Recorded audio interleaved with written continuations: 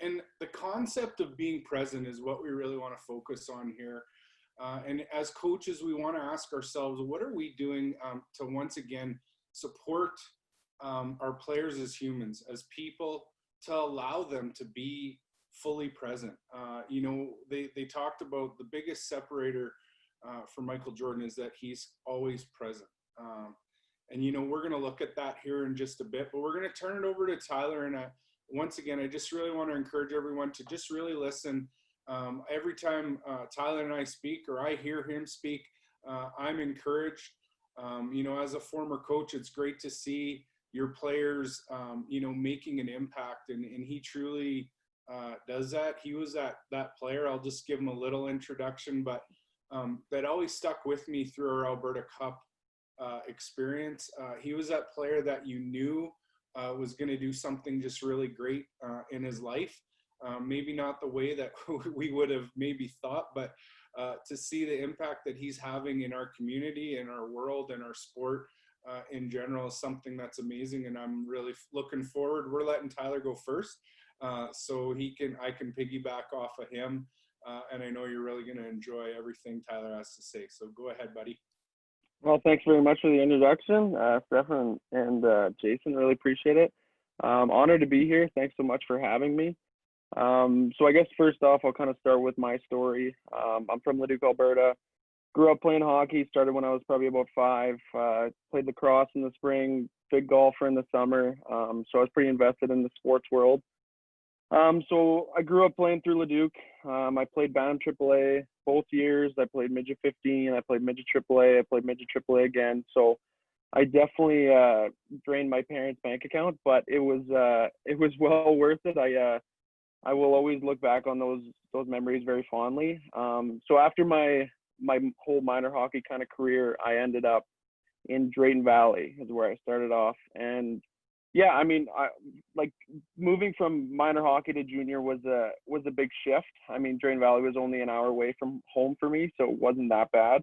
I could come home on the weekends and everything, but it was a learning experience, which I like same thing, very fond of. I met some incredible people, but it's crazy now looking back, kind of how different my team was compared to Humboldt to Drayton. But anyways, so I played my 18-year-old year. I kind of knew coming in I was just going to be that fourth line guy kind of thing, glue guy in the dressing room, which I was totally okay with. I was a role guy, and I definitely invested myself in that, and I wanted to be that guy. I mean, Jason kind of knows when I go into a dressing room, I just want to be that guy to kind of make you laugh and make you smile and make sure that you're having a good day no matter what. And I mean, doing that and also being a fourth line guy can be tough at times, but it was for the most part, my 18-year-old season was very good, and I'm happy the way it went. Obviously, got swept by Spruce and everything, but I mean, for the most part, it was a good learning experience. And so I ended up coming back from my 19-year-old season, kind of expecting to start off fresh, hopefully kind of move up in the lineup and get going. But right after training camp, actually, I got called into the office and I was being told that I was getting traded to La Ronge, Saskatchewan. And now, I don't know, many of you may not know, La Ronge is definitely not the cream of the crop of where you want to be traded to. So I actually kind of made a bold decision. I told the coach at the time, Kyle Adams, that I was like, I'm not going. So he more or less just said, okay, well, go home and you're kind of on your own. And I mean, now looking back, Kyle's reached out to me, awesome guy, and I know it wasn't his decision. So that's a story for another time. But so I went home and I was left with kind of calling around teams. And I mean, I'm not the guy to have an agent. I'm certainly not that guy. So I was left calling teams, and I think I went through every team in Alberta. Just, I would call and be like, hey, like, I know this is kind of odd, but I need a place to play. And I mean, looking at my stat sheet, I think right off the hop, a lot of coaches were like, we could do without him. Like we got our fourth line guys already. So I was left calling, and I was starting to move to Saskatchewan, kind of trying to get some teams, trying to get some interest. And unfortunately, there wasn't a lot of interest. And I mean, everybody who knows hockey conditioning knows that it's very hard to keep that conditioning high. Like, it's very hard. You can't just go for runs. So I was kind of trying to stay physically fit, trying to get the word out, and I reached out to my brother's best friend, Trevor Posh is his name, and I said, Trevor, I know you played in Humboldt for 3 years. I need you, man. Like, this is the time I need you. Can you call your coach? Can you put in a good word? Give me something.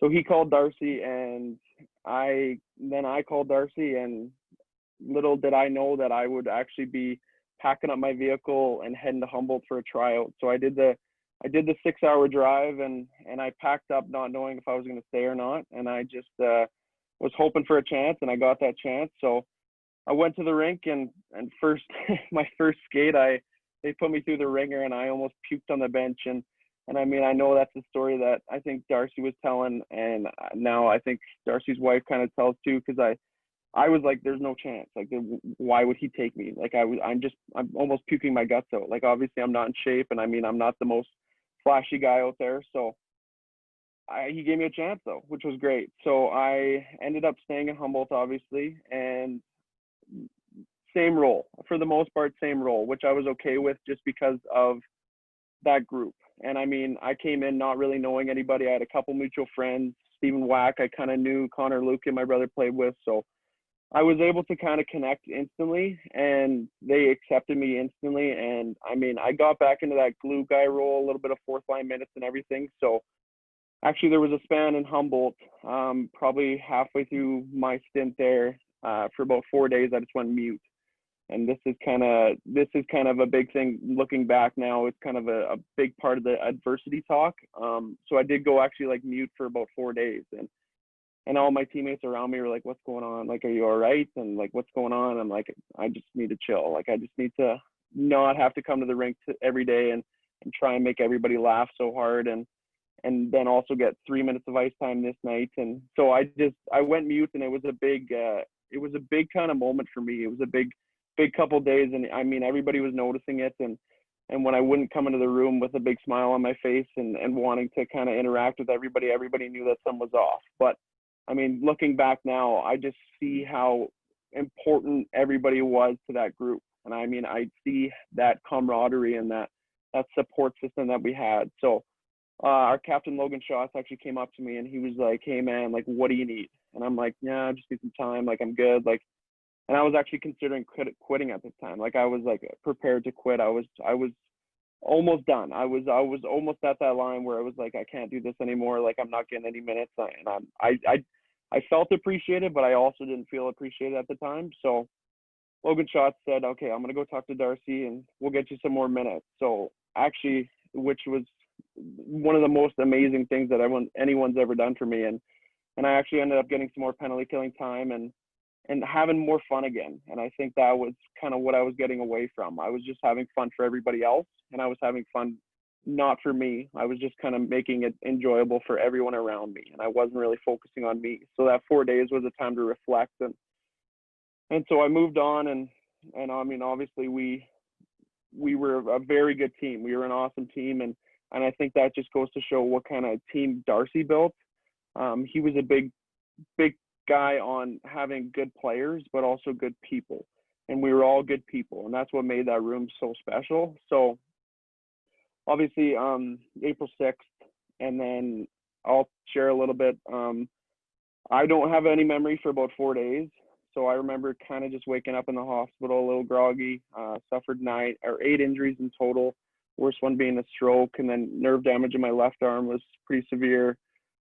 So I did the recovery, and I did the physical recovery, and I did everything I could to kind of make sure that I was just focusing on my mental or my physical side. I mean, obviously, us being 18 to 20-year-old kids with that kind of degree of grief and the accident, I don't think any of us really knew what to do. And I mean, right after we were being kind of paraded around, we were asked to go some places. We were asked to go to Vegas for the NHL awards, and I mean, it was good. And looking back, like, it was a very good trip to be able to be with the guys and everything, but it was still so fresh. I think it was 2 months after, and we were already on stage, and I remember just bawling my eyes out on stage, and I was like, what is going on? Like, I mean, obviously we're very thankful that the NHL brought us down, and Darcy getting that award was very special, but it was just so early, and there were so many events, and there was so much stuff that we could do to just distract ourselves and make sure that we're putting everything on the back burner. And I think for me, that's what I did.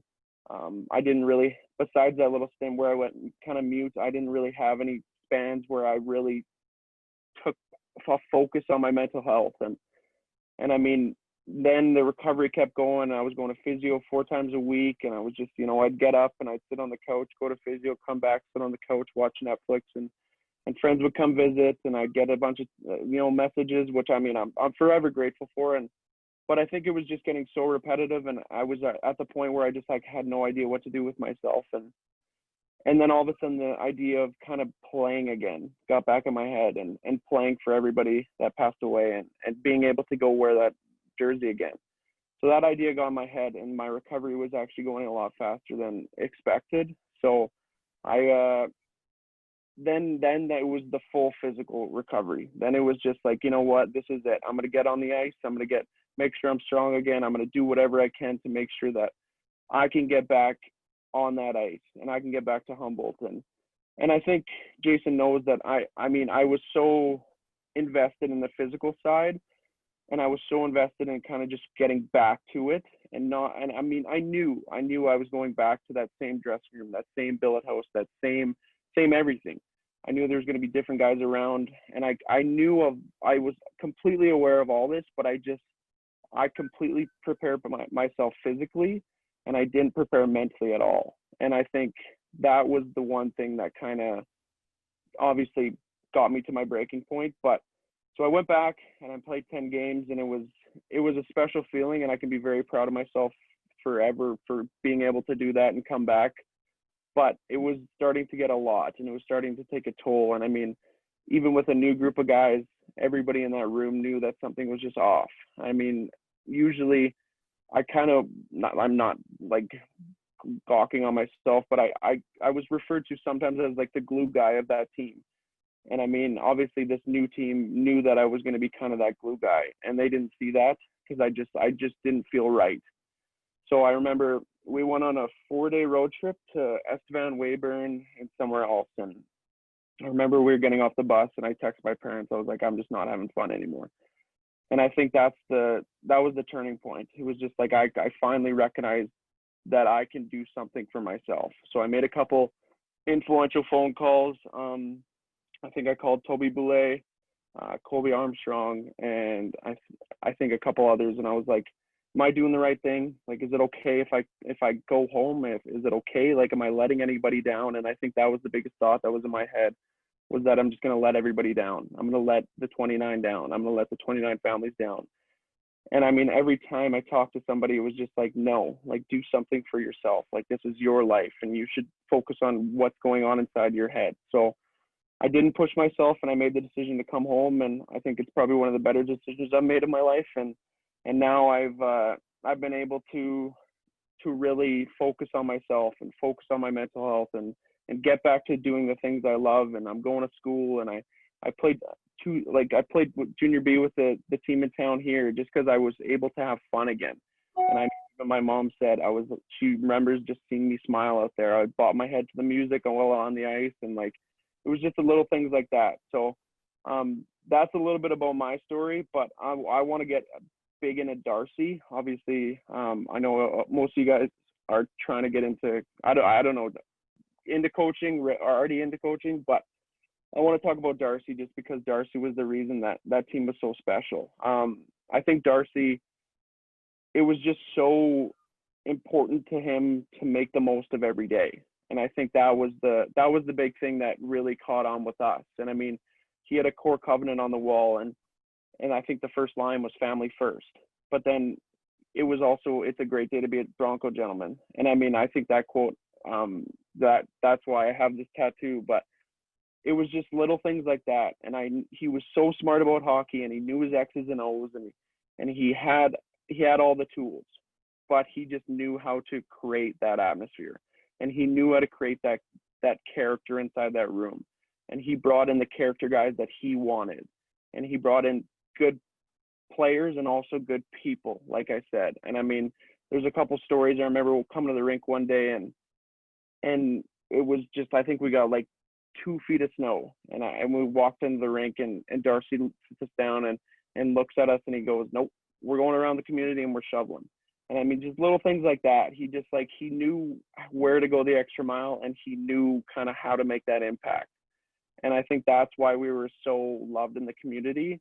And I think that's why we just had that special group. And I mean, even in Drain Valley, I mean, I like to coach, like, I won't say any names, but I really like to coach, but unfortunately we were a very cliquey team. We had our cliques, we had our groups that hung out, and unfortunately sometimes those groups even clashed. And I think that's what kind of led to our downfall. But, and I know with any team, there's going to be your groups, there's going to be your foundation, there's going to be your guys that have went to school together and they're going to hang out. And then there's the guys that just moved to town, or with a junior team that just got traded in. But I think that's why Darcy was so persistent on just like making sure that we enjoyed every day.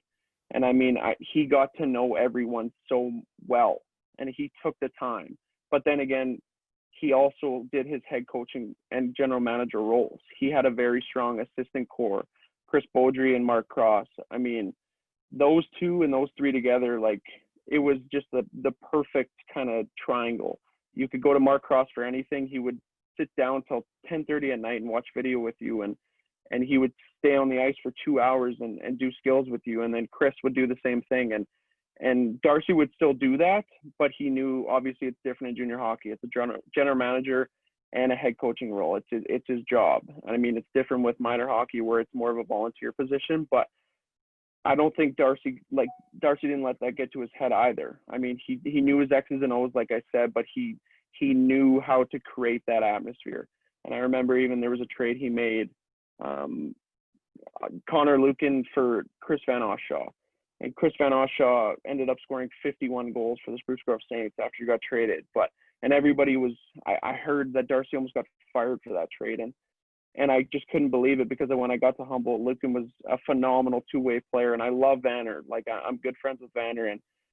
But it was just crazy. There was a moment in playoffs where Connor Lucan blocked 8 shots in one shift in the last minute of our first round series. And it was the most amazing thing ever. And without that trade, that wouldn't have happened. And just like a little things like that. And Darcy just did his homework. And I mean, he would come into the dressing room on days, and he would start the day with a dad joke, or he'd come into the room and he would do a trivia game with all of us. And then, I mean, he would even participate in our pregame skate shootout. And it was just like the little things like that. He just made the most of every day, and he was present with every day. And I mean, even after that, when I went mute and Shotzi went to talk to him, I mean, then everything was like, Darcy had no problem giving me that opportunity. And I think that's the thing. I knew that Darcy had an open door policy, but then again, as a hockey player, as a junior hockey player, it's still frightening to go into the coach's office and ask for something.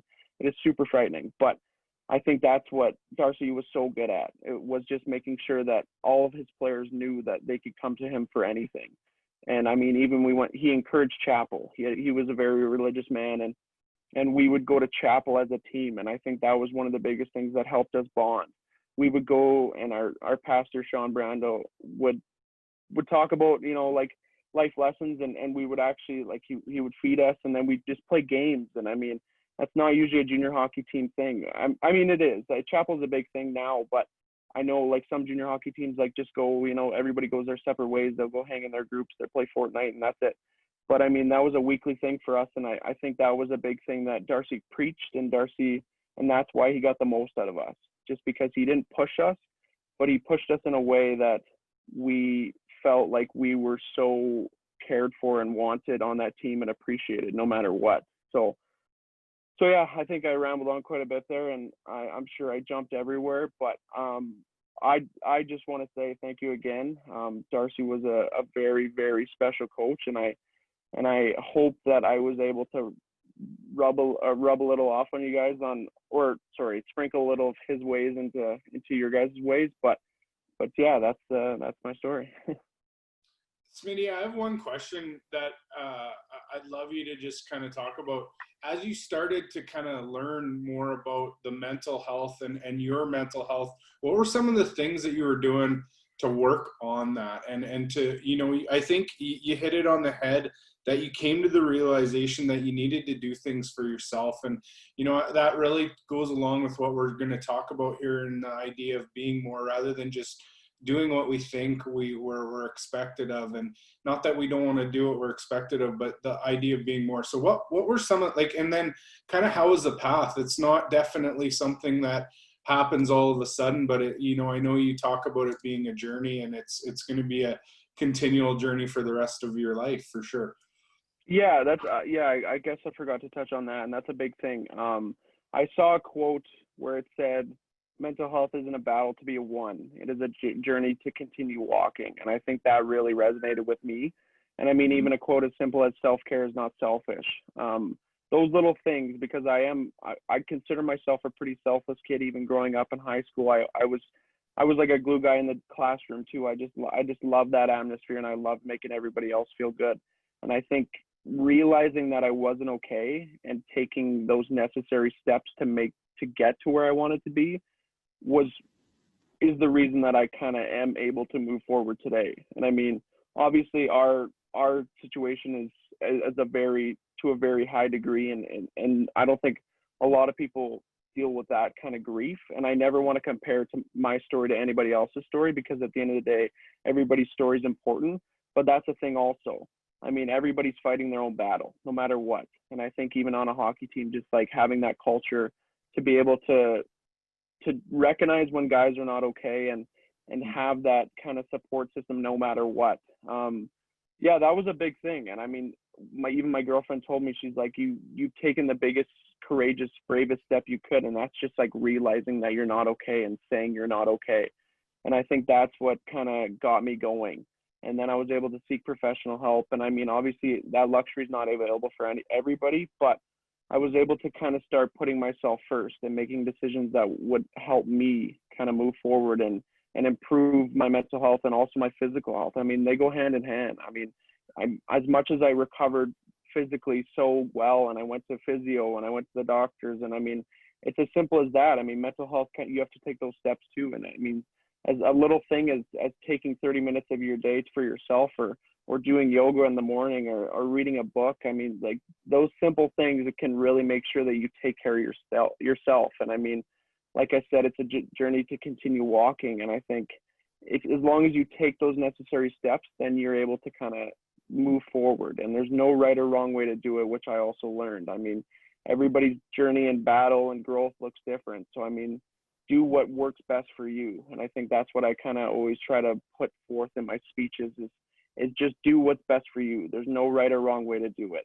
Even people that were kind of telling me or kind of helping me get back to where I was, they're not telling you, okay, you need to go to therapy, this is that, you have to do this, you have to read a book. I mean, it's your life and it's your journey. And yeah. No, that's perfect. Thank you so much. You know, once again, if anyone has questions, I think we talked about it at the beginning. You can just hit them in the question and answer, and we'll try and answer them on the fly here. We'll also do some at the end, but no, I really appreciate that. And that's something that is for all of us, just as human beings, that we need to care about our own mental health and recognize that, you know, there is no perfect answer and there is no, you know, path that you can follow, but, you know, it's about recognizing that those things are very important. And so I'm just going to get into, like Stefan said, I work as the personal development and life skills coach with the Bonnyville Pontiacs. And I'm going to dive right into the presentation here about being more versus doing more, and how we can build what I call a foundation in our athletes. So I'm just going to talk a little bit about it. Then I'm going to give you a little bit of my background and my story as a coach, because I think it fully relates to the idea of being more and what that really is. So hopefully that will give you a real life example. And then I'm going to talk about how we can start as coaches, no matter where you are. You might be an initiation coach, you might be a junior coach. Where do we start in building that framework, building that foundation that we can start supporting our players' mental health, but also building some mental skills. So we're going to get into that. I'm just going to share my screen here and the PowerPoint that I have, and we'll go through this. Once again, if you have any questions at any time, please do ask. And we're going to go right into this here. So being more as opposed to doing more, and really where this comes from, it's something that I've seen. I'll give you a little background more for me. Just as a hockey coach for 22 years, I've also been a youth pastor, and my role in working with just anyone in terms of youth at any age. Normally it was teenagers, but I also have that background as a speaker with youth as well. So it kind of went hand in hand with coaching. And really, I just got into coaching to support kids, to support youth. The reason why is, as a youth pastor working with youth, I saw the impact that the sport, not just hockey, but sports in general, had on kids, and how that just caused them to just be a little bit more well-adjusted, I felt, than other kids as well. And so I wanted to just get into hockey. I loved hockey. I played hockey just up to junior B. That was it. But I just had a real passion for kids, and I wanted to get involved. And so right from the very beginning, it was all about just trying to help kids where they're at. And we're going to talk a little bit about this right now. The idea of being more and what that means. So really for me, what I kind of, over the many years, and I'm 40 right now, society and sports in general has really overemphasized the doing part of being human, and we've missed the value of just the being. Everything we learn, if we think about it, is related to doing. Our self-worth, our value, a lot of the times, and I'm not saying all the time, but for the most part, when we look at sports, this is just, once again, my opinion, is we've based our players and even our self-worth as coaches on productivity and achievements, how far we can get, how many goals we can score, what level we can get to. And those are all great things to achieve and to aspire. But we want to talk a little bit about being more and what that actually means. So I'm just going to keep going here with this. Hopefully, I don't know why my PowerPoint's not going, but there we go. And I look at it from our organization in Bonnyville, and what we look at and what I look at as our mental skills and our personal development coach. For us, it's about being more first, and then let the doing flow from there. Our organization recognizes that a player's value is inherent. They are special. Their value is inherent, and it's not contingent upon what we do. We believe if you have the opportunity and the support to be authentic, to be you more often, to be present more often, that's really where the good stuff takes place. And that's really where high performance takes place. So the idea of a player coming into junior hockey and just having that drive to want to do more, to set some goals, and those are all great things. But we want to focus on them just being who they are and being authentic. And I want to challenge you as coaches with that too. And I'm just going to go into a real quick kind of summary of how I got into the role that I did. I always get asked that question a lot, and even how that's changed my life. So when I talk about the idea of being more as opposed to doing more, I look at my kind of moving into the role that I currently have. So, it started once again with coaching. I had some really great mentors out there. I started coaching Bantam AAA, and I got involved in Hockey Alberta, and the experiences that I had at Alberta Cup, Alberta Winter Game were life-changing for me as a coach and as a person. And right from the very beginning, in that experience and in that opportunity, I'll mention a few people at Alberta Cup. Kyle Tapp, who was my first head coach, and even Barry Midori, who works with Hockey Alberta, were really important in my life, and just getting me to realize the things that I have in my personality, the care that I have for people, is what I want to focus on as a coach. We can worry about power plays and penalty kills and tactics and all of the X's and O's, and those are very important, don't get me wrong.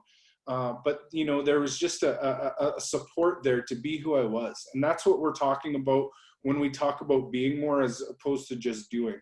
And leading into my role where I'm at right now. Oh, we've got a question here. Dean raised his hand. I don't know if he meant to, but I'll look for the question. If you do have a question, you can pop that up. But the idea that I had and how it kind of took place is I was brought in not to run a power play, not to run X's and O's, not to work on skills, even though those are things that I love to do. But Coach Swan just recognized the passion that I had to support players, to mentor players, to be someone that's there for them, to work through that with them. And, I was brought in for those things, not, once again, for the coaching ability, even though I felt like I was pretty, I was learning and continuing to grow in that area. But I think that hopefully is something that will encourage you as coaches, as you look to the path that you have, as you look to doing what you want to do as a coach, to understand that, understanding your personal philosophy, looking at your vision as to where you want to go and how you want to get there is so important. And we're going to kind of get into that here right away. It looks like we have, I'm just trying to read this. How to help my players on mental health. And once again, I think, Tyler talked about it. It's about supporting them. And the reason why I wanted Tyler to start is because I think that absolutely goes into what we're talking about here. It's about helping our players understand who they are, building that foundation and building that framework. And I'm just going to get in once again into the PowerPoint here real quick and just continue to move on in that. So when we talk about being more versus doing more, where do we start as coaches? And that's really what I want to share with you guys and challenge you with. And we're going to have I have a two-sheet or a two-page kind of summary of what I'm talking about here. And we're going to, I think, make that available to all the coaches through email. I'm thinking we can get that out to you. And really, where do we start? So I guess that's the question. How do we help our players? How do we strengthen their mental health? How do we help them with where they're at? And it starts with relationships. It starts with the relationships, and it starts with coaches, us as coaches, having the priority to make relationships a part of what we do. Tyler talked about it. The thing that meant the most about Darcy for him was the relational side that he had. It's the X's and O's are going to be there, and those are important things. Don't get me wrong. I'm not diminishing that at all, but it starts with the relationships. And I have a few points here. It's simply caring for the individual, having a deep curiosity also about what is possible for them, a high regard for them, just that care and attention for them as people. People first, player second. I think if you take that, that's going to take you a long way. Then once again, a commitment to help them live in the present moment more often. And I'm going to talk a little bit about that. And then simply one of the things that you can do at any level, and I'll expand a little bit upon this, is creating a culture and environment that brings the best out of everyone. And I know culture and the whole idea of an environment, there's a lot of layers to that. But more importantly, it's just what are we doing and who are we as a culture in our team? What are we doing? And it comes down to our language. It comes down to how you treat the players, how they treat each other. It comes down to everything that we do when we talk about a culture. And it's about to try to bring the best out of everyone. But once again, it starts with those relationships. And when we commit to making the relationships be something that is important in our team, it's important in our culture, that's when we truly as coaches, I think, are going to be able to impact our players. And that's how we support their mental health, helping them to understand who they are, helping them to understand why they play. So we're going to move into that real quick here. So I want to give you practical examples. I don't want to just talk to you about a whole bunch of stuff, but some practical examples and some things that you can do as players. One-on-one meetings. Find out who your players are. So as coaches, you can do that. We had, we have a, like Tyler talked about, an open door policy in Bonnyville. We also have a concept, every player, every day. And maybe if that's something you just write down and you take away and put in your toolbox, that'll help you as a coach. You know, it's as simple as you got 18 guys and 3 coaches. You know, each guy gets 6. Is that the right math? Yeah, 6. Each guy gets 6. And you're just going to 1 minute before practice, after practice, leading up, you're just going to ask them how they're doing. Ask them about their day. Let's leave hockey out of it. Just find out a little bit more about them. Find out maybe what they like away from the ice. Once again, these are just practical examples of how we can support our players. We can make them feel welcome. But once again, we can start to understand and learn more about them. And then once again, a purposeful culture. How do we do things? Really, that's all culture is, the way that we do things. And we need to define that. We need to have a good plan. It doesn't have to be an extravagant seasonal plan, but it has to be something that's meaningful, that you've worked through as a coach. So that's a challenge there for you. And I'm going to go into this real quick because I know the question was, what can we do to, you know, help our players' mental health? What can we do right now as coaches to build that foundation? And what I'm going to tell you is the reason why I picked kind of these 5 things is it's where I start with junior hockey players. So once again, there's been a lack of being able to focus on working on the mind. So when we look at our athlete in general, we can train 3 things. Scientifically, we can train 3 things. We can train their body, we can train their craft, and we do a lot with the body, we do a lot with the craft. And the third thing we can train is their mind. And I think when it comes to mental skills, once again, because it's something that we don't know, and it's something that, you know, once again, I've been working through, and it's funny how it's come about for me. My entire life has actually moved into, right now I'm taking mental skills training and becoming a certified mental skills coach so that I can continue to develop and continue to support athletes with where they're at. But I'm going to go into these 5 things. Here's a mental skills framework, practical things that you can start to build at any age and at any level. Once again, it's going to look a little different for the initiation guys than it would look like for your midget guys. But I don't know what our kind of grasp is of where we're at in terms of all of the different players. And there's some really good chat going on too. What is your advice to help players remain in the present when they're driven by goals and aspirations for the future? Giuliano, I want to thank you for that question. And we'll get into that actually after. I'm really going to cover that. That is such a great question, actually. How do you set goals, but also stay in the present? That's probably one of the best questions out there. I really love that. We definitely will answer that after. I just want to get through this here real quick. But here's a framework that you can build. If you start working on this with your players, and once again, the sheets that I'm going to give you guys will give you some practical ways of working on these. The first thing that I do with players is we define and identify what's their personal philosophy. So who are we and why do we play? These are very important things. To me, this is the foundation. No matter what happens, and you don't get to see it like I do, but when I think of my one-on-ones with the players that I do each week, and when I think of the ups and the downs of life, the ups and the downs of hockey, we always come back, no matter what it is. It's funny when you're a part of it, we always come back to who are we and why do we play? Our personal philosophy is our foundation that everything else is built upon. And there's lots of mental skills out there. I'm not going to go in depth to all those things, but before we can really work on training mental skills, and 2, work on supporting our players, our children, their mental health, we need to have a solid foundation.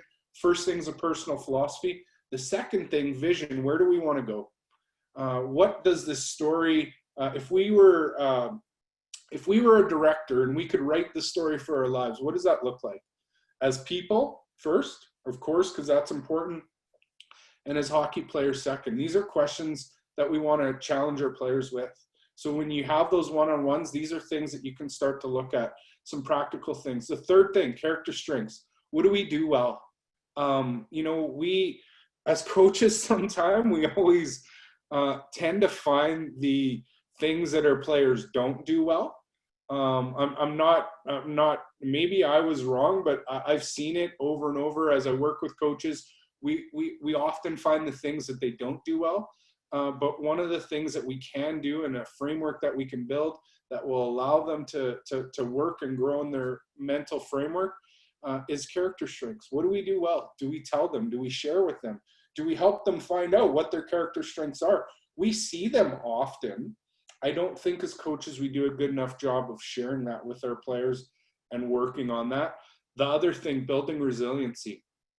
That's very important too. How do we bounce back? You can think about it from a period to period basis, but you could also think about it just from adversity, stress, the daily life. How do we respond? How do we bounce back? So I put in there, what is our brand? How do we bounce forward? I use that, and I can talk about that too. And then the last thing, it's funny, we did this year, and I know it's out there in the business world and the mental skills world. Simply gratitude. What are the things that you're thankful for? We did a month of gratitude with our team this year, and all we did was write down the things that we were thankful for. 3 things every day that we were thankful for. Maybe it's your family or the fact that you are blessed to be able to play this game, the opportunities that you have, whatever that might be. And all we did was just keep that grateful or gratitude journal. And once again, as I start working with these players over and over and over again, we continue to come back to the things that we're thankful for. We continue to come back to our personal philosophy, and we come back to our vision. We dwell on our character strengths, which is what causes us to grow in those character strengths, and we look at building resiliency in our players and our athletes. So it's as simple as that. And I'm just gonna kind of get to some of the questions here. So what is your advice in helping players? And there's one for you here too, Tyler. What is your advice to players that are goal driven to try and stay present and not think about the next step too early? And kind of the same thing for me. What is your advice to helping players remain in the present when they're driven by goals, aspiration, and the future? And that's something I'll go first here real quick, but that's something that I deal with on a daily basis, working with junior hockey players. Once again, there's a lot of things at stake for these players. They're looking what has happened in the past, so maybe the hockey experience that they've come out of. They don't really focus on what's happening right in front of them, and many of them, because once again they're very looking forward to maybe getting an NCAA scholarship or what hockey will hold down the road. All of those things take them away from being in the present. And how you can train players and advice to helping players, there's lots of things that we can do. We don't teach, nobody in school, I was never ever taught the idea of how to remain in the present. And there's some simple ways that we can do that. We call it mindfulness, and being able to stay in the present moment as long as we can. And there's lots of different ways. We do controlled breathing. There's lots of different things that we can do. Even just simply a mindfulness journal to stay focused on what we're doing in the here and now. Tyler, I don't know if you have anything on that, but that's a really good question of, we want to focus on goals. We want to set high and achievable goals, but we also want to be able to stay in the present, because that's really the only thing that matters, and it's going to allow us to take that next step. Yeah, obviously, Jason, and great question as well. Obviously it's different situation and through my experience, but even when I was getting asked questions and when I was getting interviewed and stuff, it was usually how are you getting through this? And it's the same thing with the hockey season. And my question was usually, or my answer, was usually that I'm just taking it one day at a time. And I think that's a big thing as well. Obviously, goals are important, and you want to try and achieve those goals, because that's a big thing. That's an important thing, and you can be proud of yourself for that. But I think just being able to actually take it one day at a time. And you know what, just being in that moment and being in that practice and being in that game and being in that shift. And I mean, there's that hockey cliche, it's just one shift at a time, and it's as simple as that. And just being able to actually just focus on that shift.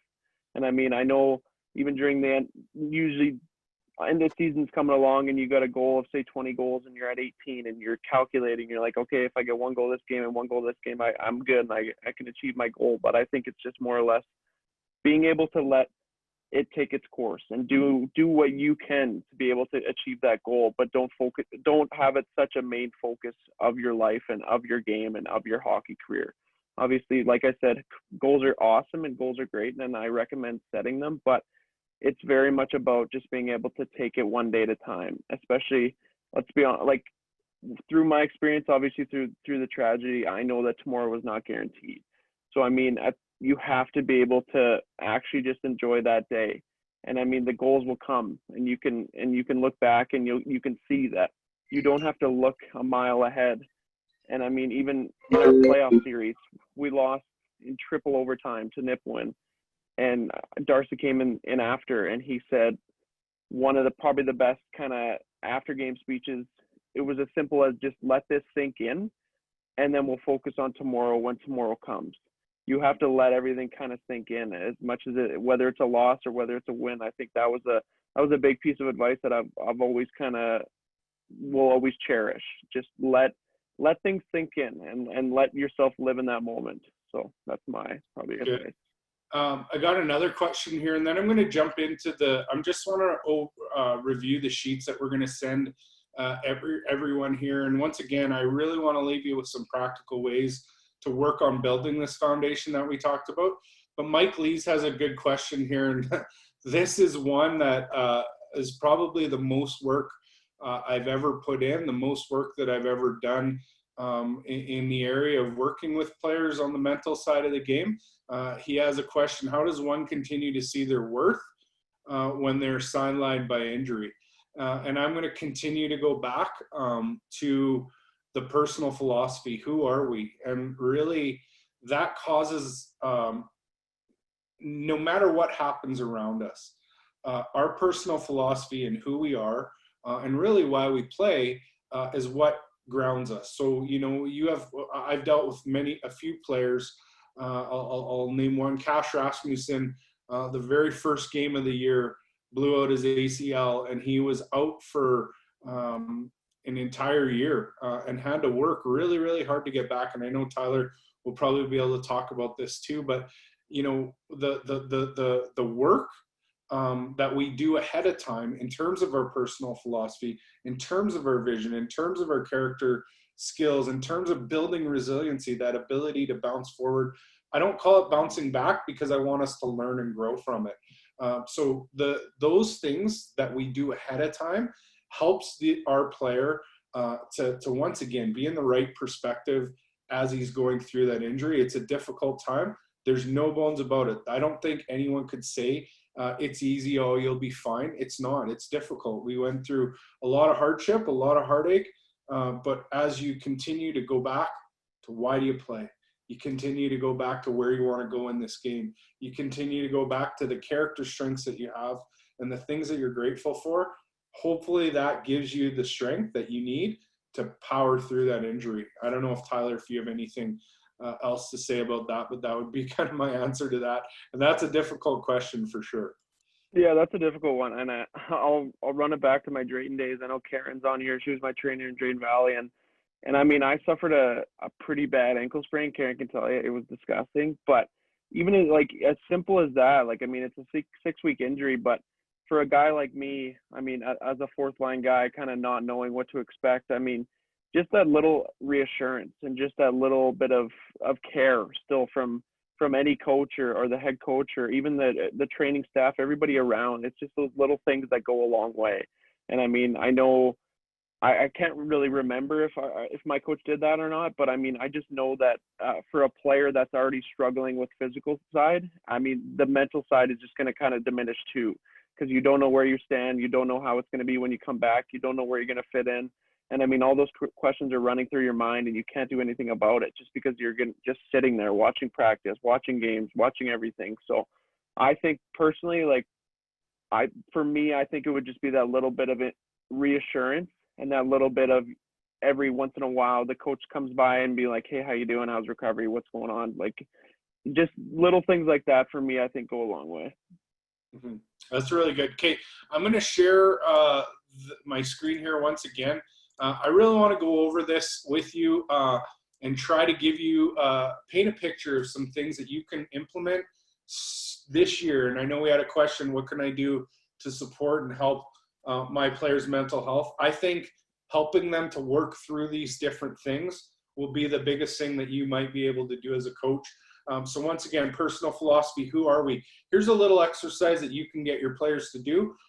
It might be a little bit difficult with the younger guys, but I think, you could create a player profile. I do that at the beginning of the year with all of these different things. And we answer these questions one-on-one with the players. We write it down and we continue to go back to that over the year. But personal philosophy, who are we? We need to answer that question. Simply, here's a little exercise. Have your players choose 5 to 10 words that they feel describe themselves when they're at their best. I said to suspend all judgment here and really focus on those words that tug at your heart. And then after they've kind of narrowed those words down and the ones that really stick out are meaningful, take those words, narrow it down to maybe 5, and then have them create their personal philosophy as a person, as an athlete, and try and get them to do it in 25 words or less. I want to challenge you as coaches to make sure that you're doing this as well. It's a great twofold thing that we can do here. We can work on our personal philosophy as a coach. We're always growing. We're always finding new things that kind of tug at our heart, that we believe are part of us. So that personal philosophy is very important. And try and get them to know it in 25 words or less. If they can say it in 25 words or less, and have them maybe even say it to each other. I know we do that as a team. We share a personal philosophy. So everybody knows Jason's personal philosophy is love, serve, and inspire. So it's just something as simple as that. Those were words that were really meaningful to me. I feel that the only way for me to be effective as a life skills coach is to love my players. And it's not enough just to love them. I need to serve them. I need to be there for them. I need to show them that I truly, truly care about them as people. And as I do that and build that relationship and show them that I care, hopefully it'll inspire them to be better people and to work on the mental skills that we're working on. So that's just a simple way, a personal philosophy, vision. Vision is the insight and wisdom that we create. There's a few questions that you can have your players answer there. Where are we going? If you could write a movie for your life and your journey in hockey, what would it look like? And I want you to dream big. I'm going to be very brief here, but I want to just explain one of the things, and this is something for you as coaches that you can just once again, hopefully you can relate to, but it's something that we've seen as an organization in Bonnyville, and I know we talk all the time. One of the things that impacts our players' vision the most is cultural influences. And I'm going to give you a little story. I work as a golf pro, and I was preparing for a tournament, and I told Tyler this story too, and it just kind of gave me an idea and a glimpse as to what can sometimes affect our vision. So the big thing that we find that affects our vision is cultural influences, or something we would call a player's inner circle. And I'm not going to say who that is, because sometimes their agents are doing a good job. Parents love their kids and want the best for them. But I'm going to give you my story of what happened. I was preparing for a tournament. I knew that it was going to be 40K wins and sheet rain. And I let 5 people that really, truly cared about me know that I was going into this tournament. And I want you to listen to what each one of them said to me. When I told them that I was going into the tournament, they said, Jason, it's going to be raining and windy that day. Can't you pull out of this tournament? And when I look back at it after a while, I was like, 5 people that care about me, that want the best for me, that I think truly love me and care about me, absolutely gave me advice to try to protect me. And it's not a bad thing. That's just the natural thing that came up for them. But what they didn't realize is that my vision to be one of the better golfers out there or to work on the mental skills. I was so excited to go and play in those conditions because I knew it was going to challenge me. It's easy to play golf when it's 30 degrees out and no wind. It's a lot more difficult and mentally challenging to play golf in 40K winds and sheet rain. And I was looking forward to that. And all these people, though they didn't know, they were almost counteracting what I was trying to accomplish. Anyway, that's vision. The next thing, character. Who are we when nobody's watching? A simple character assessment, and you can work through this with your players. How do you act when someone's watching? Or how do you act, whether someone's watching or not watching you? Are you strong in your beliefs and your resolve? One of the things we get our players to do is we get them to list their uncompromising principles. What are the things that they stand for? And I have a little bit here about what character is and how we develop it. I want to share with you how you simply train character. It's the easiest thing in the world to do. It's to help your players understand the current strengths that they have, and then simply to have them each day take one of those character strengths and just have it on the top of their mind as they go through their day, just to have, they can write it on their hand, they can put it on the wall, they can do whatever they want, but just simply to understand. So let's say character strength of mine is kindness. I want to just, when I wake up in the morning, have that on the top of my mind. And as I go through my day, find opportunities where I can grow in that character strength. It's something so simple yet so profound. Resiliency. I really wanted to cover this with you as coaches, and it's something that I know you would love to see probably more in your players. We would all want to be more resilient as people, as humans. But resiliency, how do we train it? So here's how we train it. I think we have to create a really good history in our players' minds. So have our players think about difficult things they have done in their lives. It's as simple as that. We have resiliency in our past. We need to reflect on it, and we need to reflect on the moments and write them down. And then simply what you get them to do is reflect on what they did in these moments. How did they show up? When they were resilient, what did it look like? What did that, when they think about it, how did it happen? What did they do? Those are ways that we can help them be resilient. But this is probably the biggest thing that you can do as coaches. And I really want to challenge you with this. You have to be really cautious on this too. You have to know your player. You have to know what they can what they can handle. But one of the things I do with the players that I work on in the mental skills side is the things that precede resiliency. So the things that precede our ability to bounce forward or to bounce back are, one, willingness to be in moments that test us.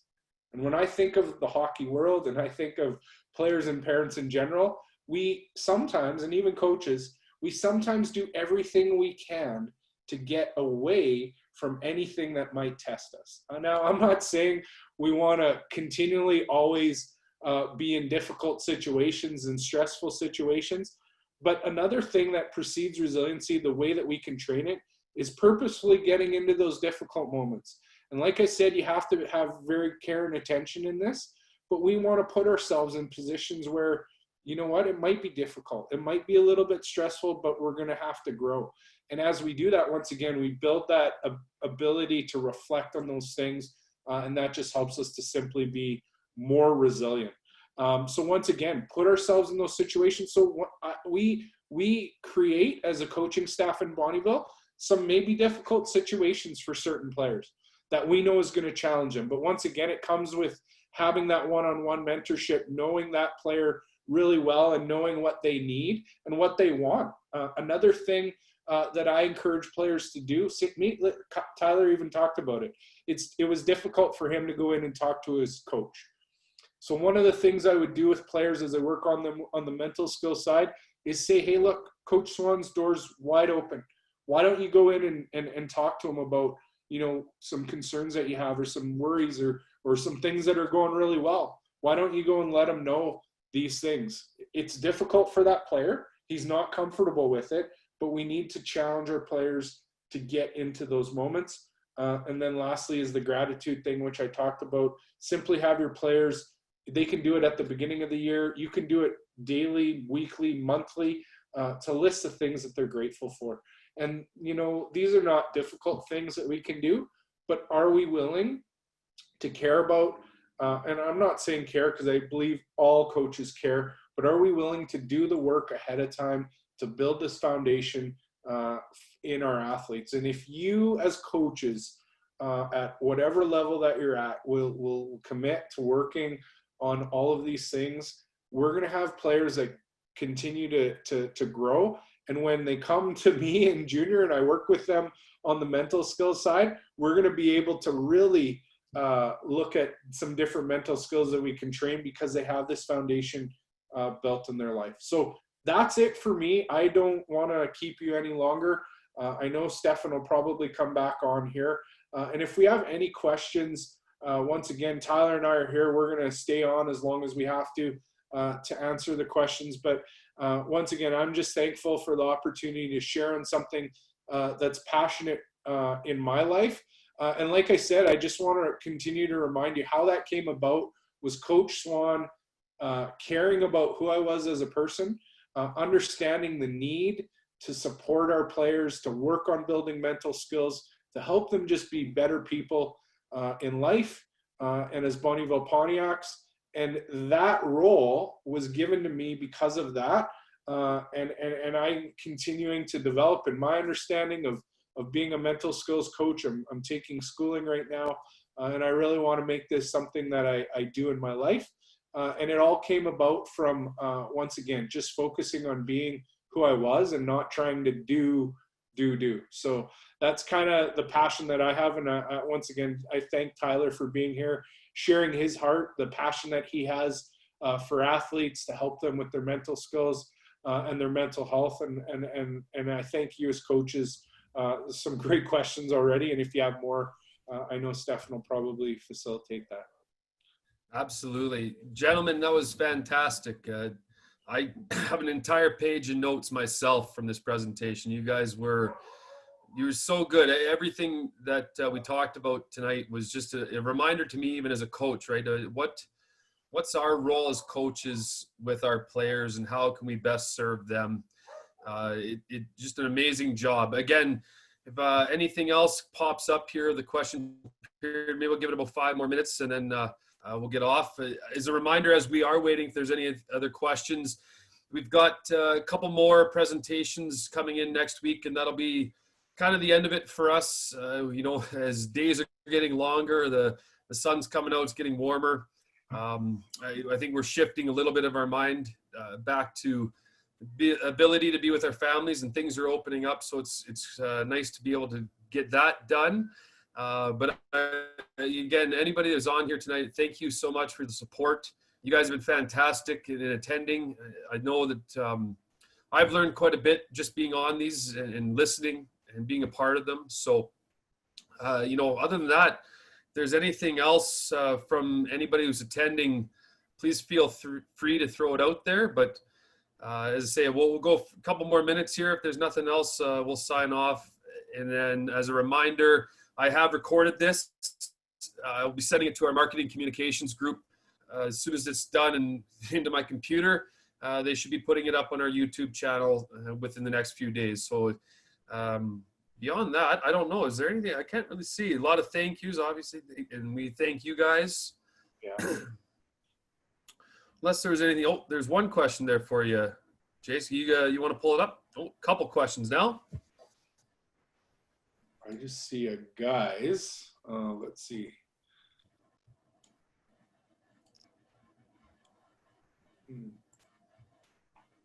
I don't see the question. I just have guys. So I don't know if.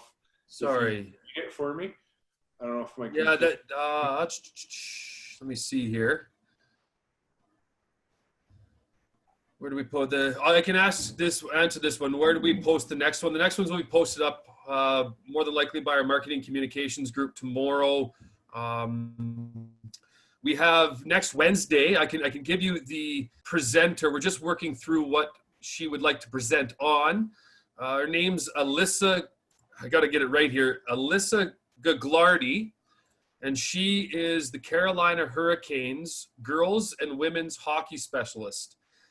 We were not too sure this morning when we were talking what she would like to present on, but she's hopefully going to get that to me by tomorrow morning, and we can get that out to you guys. That will be next Wednesday, 6:30 p.m.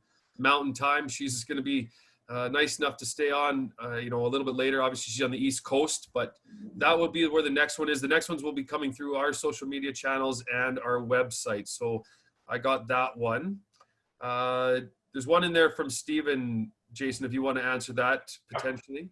So once again, if you would like this, maybe I'll just let people email me and I can send this to them if that works, Stefan. So it's simply jason@bigpicturehockey.com.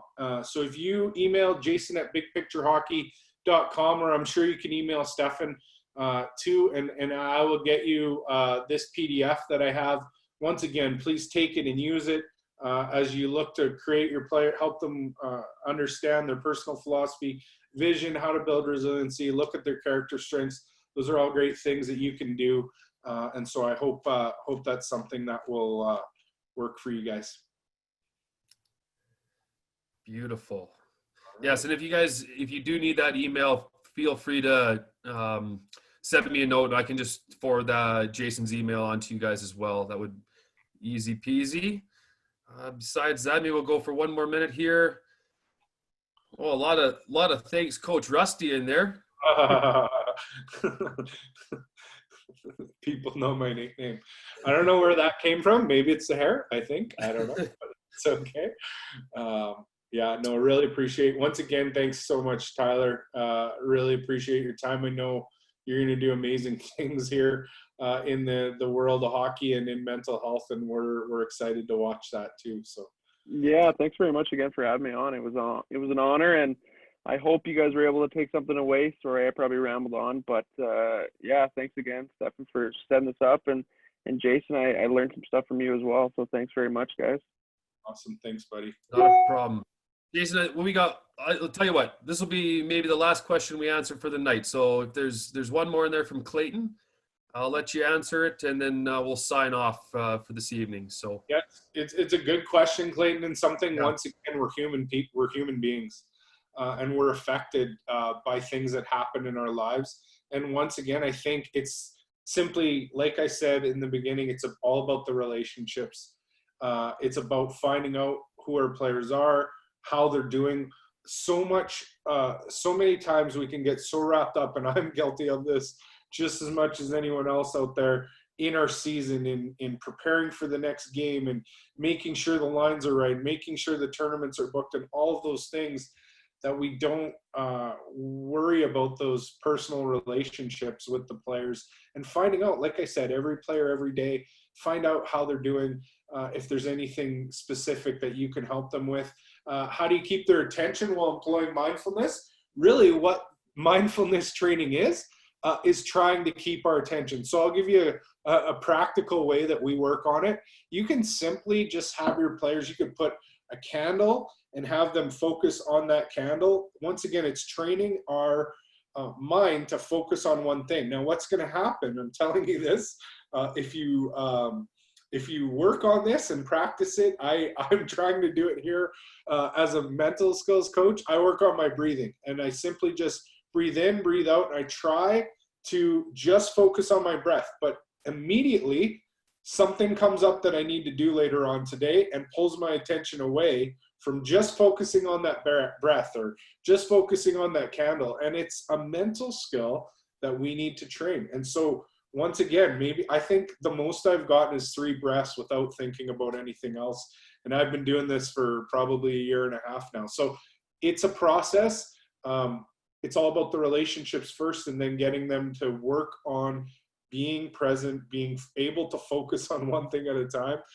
Easier said than done, but it's a skill that we need to train, just like we train a shot or anything else. So that's it for me. Beauty. Again, thanks, guys. Last thing here before I sign off, if anybody else has any questions, you think of the next little bit, just send them to me via email. I can also send them off to Tyler and Jason. But after that, Jason, Tyler, it was a pleasure. Fantastic presentation. Again, Yes, we had a comment in here from Dean. Your passion definitely came through. I could feel it. I could see it. Both you guys were fantastic. And thank you so much for your time this evening. So besides that, really appreciate it, guys, and hope to see you soon down the line. So appreciate it. Anything else you guys want to do, or am I shutting her down? Oh, I think we're shutting her down. Thanks so much Good. for the opportunity, and good luck, Thanks everyone. very much. Yeah. You're welcome, gents. All right. Take care, guys. We'll see you next Okay, week. All the take care. best. See ya.